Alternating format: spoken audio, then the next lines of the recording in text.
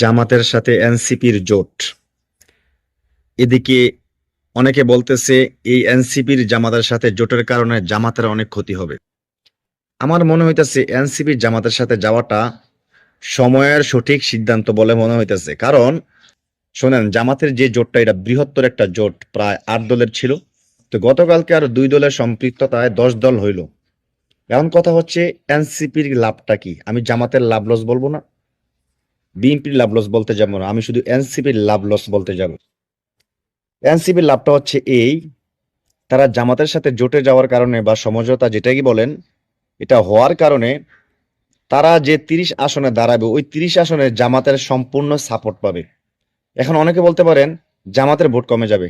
আরে ভাই, জামাতের ভোট কমলে আর কতটুকু কমবে? জামাতের ভোট এমন একটা ভোট, জামাতের ভোট কখনো কমে না। জামাতের ভোট জামাতের জায়গায় ঠিক জায়গায় পড়বে, কিন্তু জামাতের প্রার্থীর পরিবর্তে যদি সেখানে এনসিপির প্রার্থী হয়, সেখানে আমার আত্মবিশ্বাস যে জামাতের সম্পূর্ণ ভোটগুলো এনসিপির প্রার্থীকে দেওয়া হবে, কারণ ওখানে জামাতের কোনো প্রার্থী থাকবে না। তো এটা যদি হয় নিয়ম বা তাদের সমঝোতার ভিত্তি, তাইলে তো আমি দেখি যে এনসিপির কোনো ক্ষতি নাই, উল্টো এনসিপির জন্য লাভ হইছে।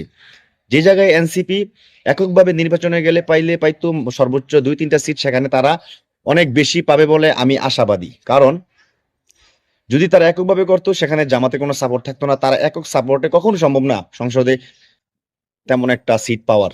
তবে জামাতের সাপোর্ট যেহেতু পাবে, সেখানে জামাতের প্রার্থীর সব ভোট যেহেতু এনসিপি পাবে, তো এনসিপি তো ক্ষমতার মধ্যে প্রায় 30টা আসনের মধ্যে অর্ধেক হইলেও পাবে, না হলে 10টা সিট হইলেও পাবে। তো এটা কি এনসিপির জন্য ভালো হয় নাই?